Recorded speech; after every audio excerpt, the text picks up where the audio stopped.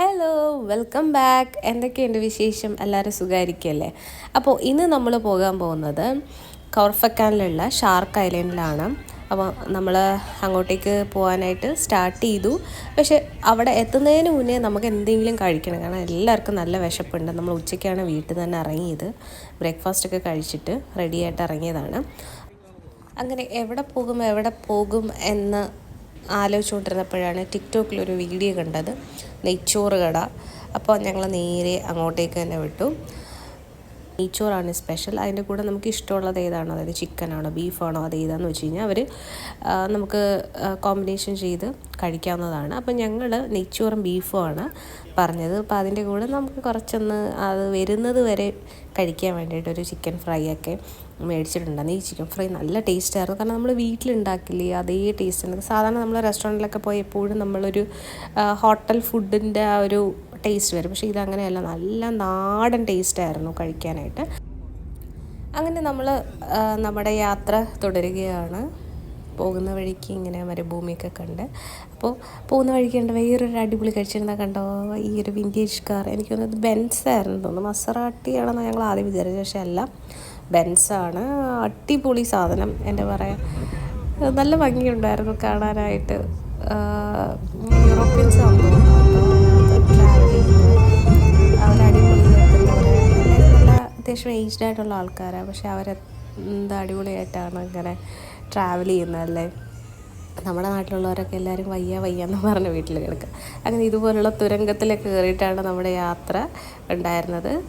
പിന്നെ നമ്മുടെ ഡെസ്റ്റിനേഷൻ ഏകദേശം എത്താറായി. പക്ഷേ ഇവിടെ എത്തിയപ്പോൾ നമുക്ക് കുറച്ച് കൺഫ്യൂഷൻസ് ഉണ്ടായിരുന്നു, കാരണം നമുക്ക് കറക്റ്റ് വഴിയൊന്നും അറിയില്ല. ഇവിടെ എത്തിയപ്പോഴത്തേക്ക് ലൊക്കേഷൻ കഴിഞ്ഞു, എങ്ങോട്ട് പോയിട്ടാണ് ആ ഒരു ഷാർക്ക് ഐലൻഡിലേക്ക് പോകേണ്ടതെന്ന് അറിയില്ല. അങ്ങനെ വഴി തെറ്റി. പിന്നെ അവിടെ ആരോടെ ചോദിച്ചപ്പോൾ പറഞ്ഞു, ഇവിടെ നിങ്ങൾ നേരെ ബീച്ചിലേക്ക് പോകണം എന്ന് പറഞ്ഞു. അങ്ങനെ ഞങ്ങൾ നേരെ ബീച്ചിലേക്ക് വന്നു.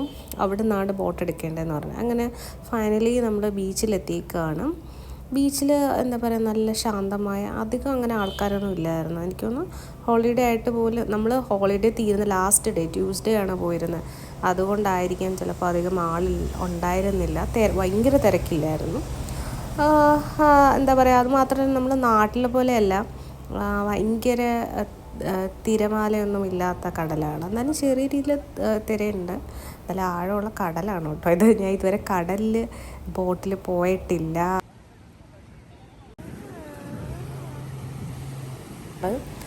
അങ്ങനെ ബോട്ടിൽ കയറാൻ പോവാണ്. നല്ല രസമുണ്ടായിരുന്നു കേട്ടോ.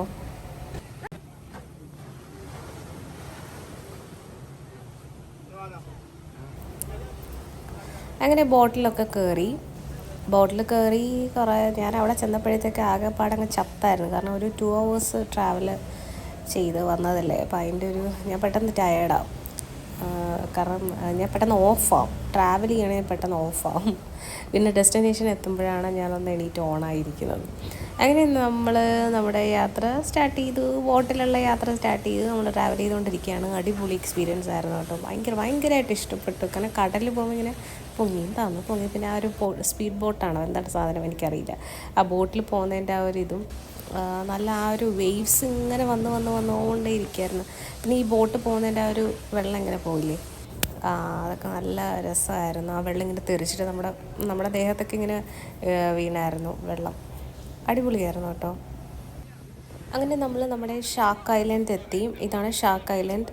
പക്ഷേ അവർ പറഞ്ഞത് 300 dirhams കൊടുത്താൽ നിങ്ങളിവിടെ ഇറക്കിയിട്ട് പോകാം. അതായത് ഈ ബോട്ട് തിരിച്ചു പോകും. നമ്മളവിടെ ഇറക്കിയിട്ട് ആ വെള്ളത്തിൽ ഇറങ്ങണം എന്നുണ്ടെങ്കിൽ അവർ നമ്മളവിടെ ഇറക്കിയിട്ട് ഇവർ തിരിച്ചു പോകും. ഇവർ തിരിച്ചു പോയിട്ട് ഒരു 1 hour 1.5 hour എന്തോ കഴിഞ്ഞിട്ട് അവർ തിരിച്ചു വരും. തിരിച്ചു വന്ന് അതായത് നമ്മൾ ഷാർക്ക് ഐലൻഡിൽ ഇറങ്ങി സ്പെൻഡ് ചെയ്ത് അവർ തിരിച്ചു വന്നിട്ട് നമ്മൾ എടുക്കണമെന്നാണെങ്കിൽ 300 dirhams കൊടുക്കണമെന്ന് പറഞ്ഞു. അതായത് എത്ര പേരാണ് ആ ബോട്ടിൽ പോകുന്നത് എല്ലാവരും കൂടി ചേർത്ത് 300 dirhams. അപ്പം 300 dirhams കൊടുത്ത് അവിടെ ഇറങ്ങാനുള്ള ഒന്നും ഇല്ല എന്നാണ് എനിക്ക് ഫീൽ ചെയ്തത്. അങ്ങനെ നമ്മളവിടെ ഇറങ്ങിയിട്ടൊന്നുമില്ല, കാരണം 300 dirhams ഒക്കെ ഇച്ചിരി ഓവർ പ്രൈസാണ്, അതിനു വേണ്ടി കാണാനൊന്നുമില്ല. അങ്ങനെ പിന്നെ പാരസൈലിംഗ് ഉണ്ടായിരുന്നു, അതിന് 100 dirhams ഉണ്ടായിരുന്നുള്ളൂ. എൻ്റെ ധനവും ചോദിച്ചാണ് കയറുന്നത്, പക്ഷേ ഞാൻ കയറിയില്ല.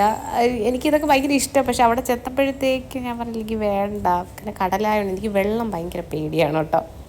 അപ്പം അതുകൊണ്ട് ഞാൻ പറഞ്ഞു വേണ്ട, എനിക്ക് കയറണ്ട എന്ന് പറഞ്ഞു. അപ്പോൾ ഇത്രയേ ഉള്ളൂ. ഇഷ്ടപ്പെട്ടെങ്കിൽ ലൈക്ക് ചെയ്യുക, ഷെയർ ചെയ്യുക, സബ്സ്ക്രൈബ്